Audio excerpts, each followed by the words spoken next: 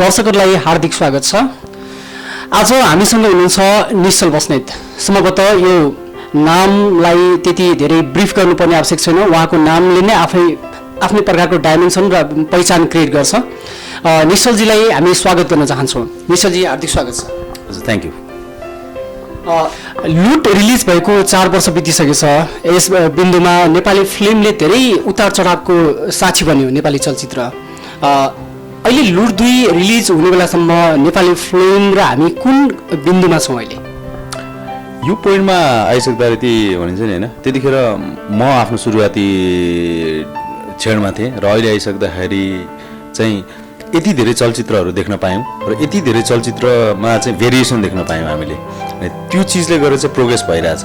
At least त्यतिखेर चाहिँ म आफै पनि भन्ने गर्थेँ र सबैले भन्थे हामी ट्रान्जिसन फेजमा छौँ होइन, यो अलिकति बदलिने क्रम छ यहाँ भनेर भन्थ्यो। अहिले आएर हेर्दाखेरि चाहिँ ट्रान्जिसन फेजबाट अगाडि बढिसकेका छौँ।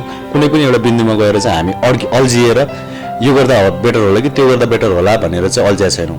सबै फिल्म मेकरहरूले आफ्नो र आफ्नो परिवेशको, आफ्नो गाउँठाउँको, आफ्नो देशको र आफ्नो लाग्ने पात्रहरूको कथा भनिरहनु भएको छ। त्यो यो वेबाट चाहिँ हामी I think we are going in the right direction नै जस्तो लाग्छ अहिले चाहिँ। सो अल्झिने बल्झिने यो क्रम चाहिँ अहिले छैन। दियोस् तपाईँले लुटबाट एक प्रकारको त्यो परम्परागत न्यारेटिभलाई ब्रेक गर्नुभयो, अर्थात् स्टिरियोटाइप तोड्नुभयो। यसको सान्दर्भिकता समाप्त भयो कि अहिले पनि छ? अनि यो न्यारेटिभ कुनै पनि चिजको भनौँ न, न्यारेटिभ स्ट्रक्चरहरूको कुरा गर्ने हो भने चाहिँ यो चिजहरू भनेको बनाउने मान्छेले कसरी युज गर्छ त्यसमा भर पर्ने कुरा हो क्या।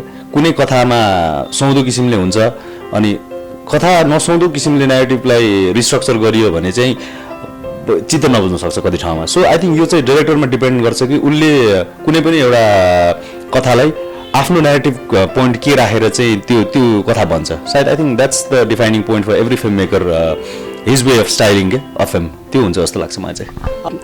तपाईँलाई कहिलेकाहीँ चाहिँ बजारले चेजिङ गरिरहेको, खेदिरहेको जस्तो लाग्दैन? मार्केटले क्रिएटिभिटीलाई अहिले धेरै अप्ठ्यारो पारे जस्तो फिल भएको छ कि छैन तपाईँ? मलाई लाग्दैन, किनभने हरेक मान्छेको क्रिएटिभ हुने तरिका फरक हुन्छ। त्यो अनुसारले हरेक फिल्म मेकरको पनि तरिका फरक हुन्छ, नत्र लगभग सबै फिल्म मेकरहरूले बनाएको फिल्म उस्तै लाग्थ्यो होला।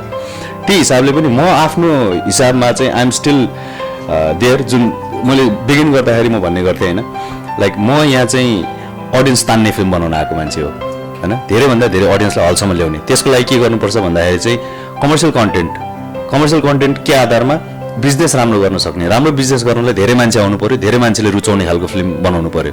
सो म पहिलेदेखि नै क्लियर छु कि म कस्तो खालको फिल्म बनाउने। त्यसमा गएर चाहिँ अब आर्टलाई कुन हिसाबले युज गर्ने होइन, अनि के अरे फिल्मभित्रको सेटिङलाई कसरी युज गर्ने, कमर्सियलाइजेसन के चिजमा गर्ने के चिजमा नगर्ने, यो कुराहरूमा चाहिँ म क्लियर छु होइन। त्यो भएको भएर चाहिँ I don't see a difference in अरूले कसरी गर्छन् भन्दा पनि म कसरी गर्छु भन्ने कुरामा म क्लियर छु। र बिचमा चाहिँ कस्तो भने चाहिँ क्वेसन्सहरू किन पनि अब्जिरहेको छ भन्दा नि लुट गरिसके पछाडि मेरो लुट 2 सम्मको यात्राको बिचमा चाहिँ यति धेरै फिल्महरू आए जुन फिल्महरूमा चाहिँ न्यारेटिभ स्ट्रक्चरहरू लगभग उस्तै खालको फिल्महरू धेरै आए। त्यो अरूले गरेको अप्रोच थियो क्या, तर यो चाहिँ मेरो अप्रोच हो होइन। अनि लुट गर्दाखेरिको एउटा स्ट्रक्चर थियो भने लुट 2 लाई ल्याउन्जेलसम्मलाई चाहिँ मैले त्यो स्ट्रक्चर छोड्न मिल्दैन क्या, किनभने त्यो मेरो ओरिजिनल कन्टेन्ट थियो र I try to do that same thing again. यहाँनिर लुटलाई कमर्सियल्ली एउटा सक्सेस बक्स अफिस सफलताको रूपमा व्याख्या डिफाइन गर्दा तपाईँको लागि टलक जङ भर्सेस टुल्के एप्रोप्रिएट फिल्म थियो कि थिएन इन टर्म्स अफ त्यसको कोर भ्यालु, त्यो आर्टिस्टिक पर्सेप्सनबाट हेर्दा? त्यो पर्सेप्सनबाट हेर्दा मेरो लागि त भने नि त्यो मैले गर्न सक्ने फिल्म होइन क्या। त्यो मेरो लागि आएको फिल्ममा म भाग्यमानी भएर आएको फिल्म हो क्या। न मैले त्यस्तो खालको स्क्रिप्ट लेख्न सक्छु, न कुनै अरूले नदिएको भए मैले त्यो स्क्रिप्ट डाइरेक्सन गर्न नै पाउँदिनँ थिएँ होला क्या। मेरो लागि चाहिँ सबभन्दा ठुलो च्यालेन्जिङ चिज नै टलक जङ भर्सेस टुल्के थियो मेरो करियरमा अहिलेसम्मको। अनि त्यसमा मैले न्याय गर्न सक्छु कि सक्दिनँ। अनि त्यो फिल्म बनिसकेर हेरिसके पछाडि मलाई लागेको चिज थियो कि यसको कमर्सियल एसेन्स अर्कै होला है, कमर्सियल भ्यालुएसन त्यति धेरै नहोला यसको। हामी क्लियर थियौँ, जो पनि प्रोड्युसरहरू हुनुहुन्थ्यो, एक्टरहरू, राइटरहरू हुनुहुन्थ्यो, कमर्सियल एस्पेक्ट नहोला, तर मेरो नाम जोडिने बित्तिकै अलिकति कमर्सियल भ्याल्यु चिज चाहिँ जोडिएर आउँछ त्योसँग र सायद यसले राम्रो गर्ला। त्यो हुने चक्करमा हामीले तपाईँले याद गर्नु भएको छ होला, नेपालमा रिलिज गरेको चिजमा एउटा गीत जुन चाहिँ फिल्ममा चाहिँदैन थियो त्यो चिज पनि हालेका छौँ होइन। अनि एक दुईवटा चिज थियो जुन चिजलाई चाहिँ जुन दाईको एन्ट्रीहरू छ होइन, त्यो कुराहरू पनि लाइक यतिको लिबर्टी चाहिँ लिउँ होइन, यसले नै पुरै फिल्म बिगारिदिने जस्तो लाग्यो भने चाहिँ अमिट गर्नलाई हामीलाई हटाउनलाई अलरेडी एडिटिङमा छ। अनि त्यो चिजहरू कोसिस गरेको थियौँ। यसले गर्दा चाहिँ मेरो लागि रङ फिल्म म भन्दिनँ, तर मेरो लागि चाहिँ एकदम च्यालेन्जिङ फिल्म थियो र त्योभन्दा अझ बेटर बनाउन सक्ने सम्भावना चाहिँ हुँदाहुँदै पनि सकिनँ मैले। सबैलाई त नभनौँ, तर नेपालमा बन्ने मेजोरिटी फिल्मका सिक्वेलहरूको उद्देश्य पुरानै सफलतालाई उल्टाइ पुल्टाइ गर्नु हुन्छ। यो टेन्डेन्सीबाट लुट टु कुन अर्थमा भिन्न छ? होइन, यो वर्ल्ड वाइड नै हुने ट्रेन्ड हो कि एउटा फिल्म सक्सेस भए पछाडि त्यसैको नामलाई लिएर चाहिँ अगाडि फर्दर बिजनेस ग्रो गराउनलाई चाहिँ कथाहरू भनिन्छन् र बिजनेस प्रोस्पेक्ट चाहिँ सबभन्दा बेसी हेरिन्छ त्यो सिक्वेलहरूमा। अनि पछिल्लो समय हेर्दाखेरि त जेन्युन सिक्वेल भनेर चाहिँ खासै त्यस्तो फिल्म बनाएछ जस्तो लाग्दैन होला, एक दुईवटा होइन, मैले मिस गरेको हुनसक्छु। अनि नामलाई क्यास गर्नलाई मात्र यो फिल्म बनाएको होइन। एउटा तपाईँले भनेको चिज के साँचो हो भनेपछि चाहिँ लुटको नाम आइसक्ने बित्तिकै अब बिजनेस ठुलो हुन्छ, पैसा कमाउनलाई बनाएको फिल्म हो यो, हो बिल्कुल हो यो, नत्र बनाउने किन त। तर पैसा बनाउनु मात्रै यसको ठुलो यो फिल्म बन्नुमा पछाडि ठुलो हात छैन क्या।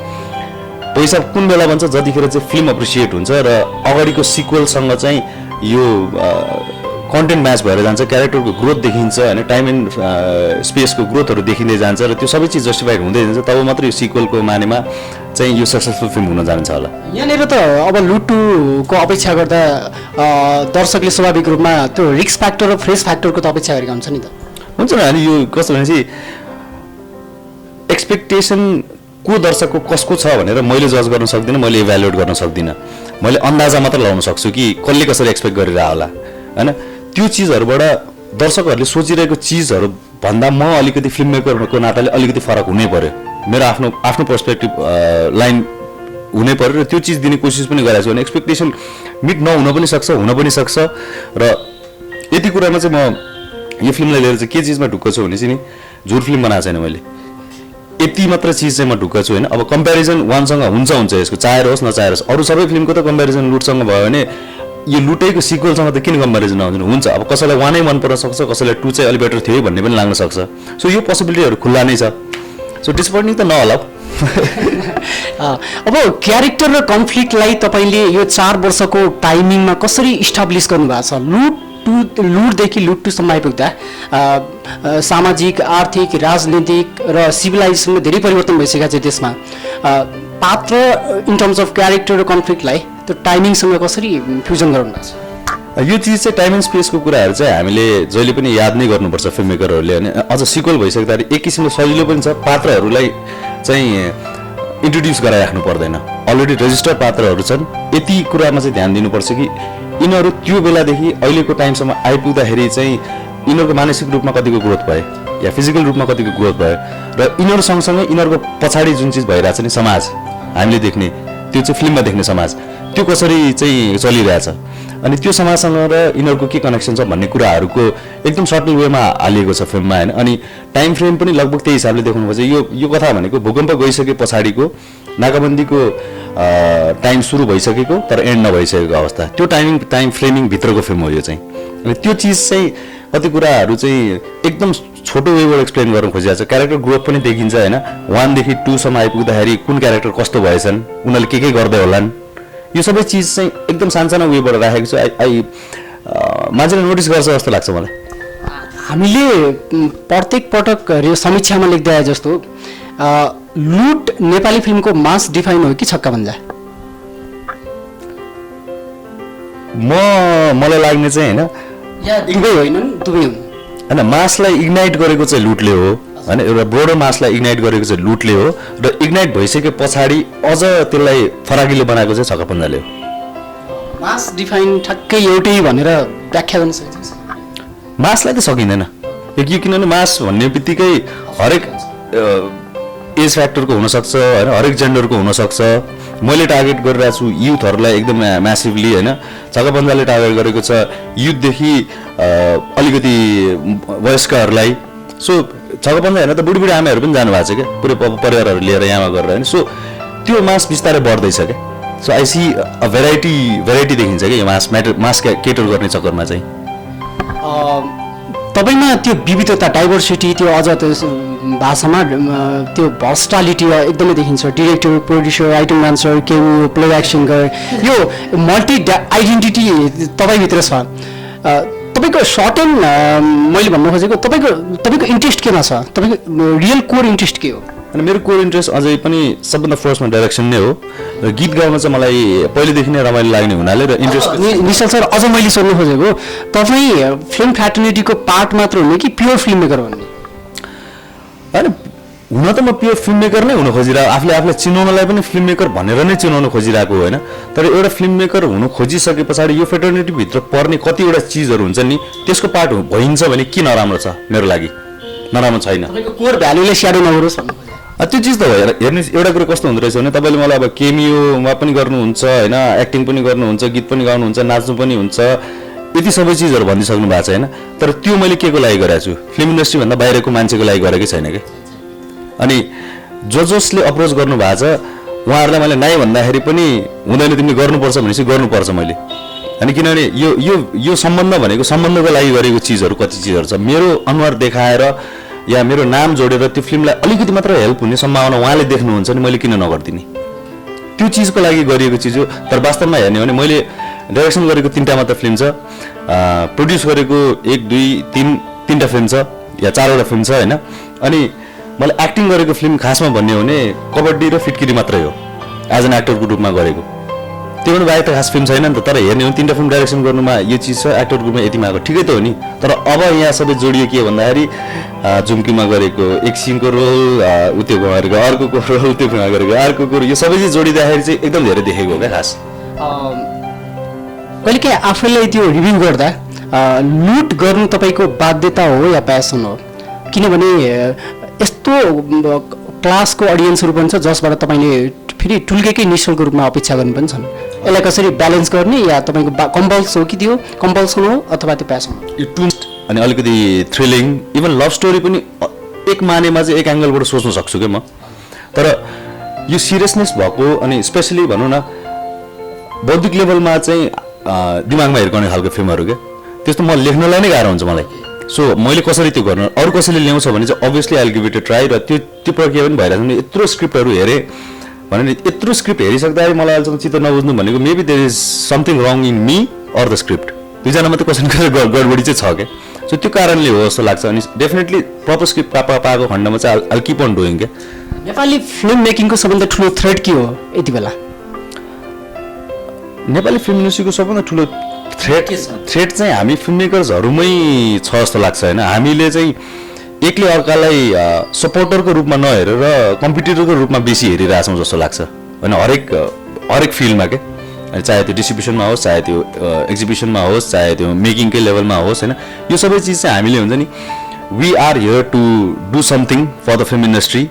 र फिल्म इन्डस्ट्रीलाई राम्रो गर्नलाई आफूले राम्रो गर्नु पर्यो, अर्काको काम एप्रिसिएट गर्नु पर्यो, आफ्नो काम पनि एप्रिसिएट हुने सम्भावना हुन्छ। सो यो अप्रोच राख्यो भने चाहिँ अरू जस्तो सुकै बाह्य थ्रेट आयो भने पनि सायद त्यो चिजले फरक पार्दैन। Lastly what do want to say to audience? Loot पर्सि रिलिज हुँदैछ, के भन्न चाहनुहुन्छ? केही स्टेटमेन्टहरू? स्टेटमेन्ट त खासै केही त्यस्तो केही पनि छैन। मैले राम्रो काम गर्दा नराम्रो काम गर्दा जस्तै तपाईँले भन्नुभयो नि होइन, कति धेरै फिल्म खेलेको यहाँमा भन्ने चिजहरू मलाई अडियन्सबाट पनि आइरहन्छ कि यो कुराहरू होइन। भ्युवर्सहरू बाटोमा भेट्दाखेरि पनि यो त खेल्न छोडिदिनु हो भनेर पनि भन्नुहुन्छ क्या। सो म राम्रो गर्दाखेरि त यति धेरै साथ पाइरहेको छु र म भड्केको पनि देख्नु हुँदो रहेछ होइन। त्यो देखिरहँदाखेरि पनि उहाँले मलाई सजग हुनु है भनेर औँला पनि ठडाउनुहुन्छ। यस्तो साथ एकदम बिरैले थोरै फिल्म मेकरहरूले मात्र पाउँछ र म त्यो भाग्यमानी मान्छे जसलाई चाहिँ हरेक मोडमा हरेक काममा मैले गरेको हरेक काममा सपोर्ट पाइरहेको छु होइन। यतिको सपोर्ट कायमै रहिरहोस्। म पनि सकेसम्म सबैलाई डिसपोइन्ट गर्ने कोसिस गर्दिनँ। अनि कहिलेकाहीँ अब फिल्म राम्रो लाग्ला र सफल भइहाल्ला, कहिलेकाहीँ नराम्रो बन्ला, फेल भइहाल्ला होइन। तर कोसिस चाहिँ राम्रो बनाउने नै हुनेछ र इन्टरटेन गराउने नै हुनेछ। सो यसैमा लागिरहन्छु। त्यसको अहिलेसम्म साथको लागि चाहिँ सबै मिडिया, सबै दर्शकहरू, सबैजनालाई थ्याङ्क यू सो मच नै भन्छु। All the best for blockbuster. अब थ्याङ्क यू, राम्रै होस्। धन्यवाद। निश्चल बस्नेत हुनुहुन्थ्यो हामीसँग। उहाँको लुट, उहाँको डाइमेन्सन र सिङ्गो ट्रेनको बारेमा हामीले आज उहाँसँग कुराकानी गऱ्यौँ। हाम्रो युट्युब च्यानल सब्सक्राइब गरिदिनु होला र आफ्नो महत्त्वपूर्ण समयको लागि सबै दर्शकलाई हार्दिक धन्यवाद।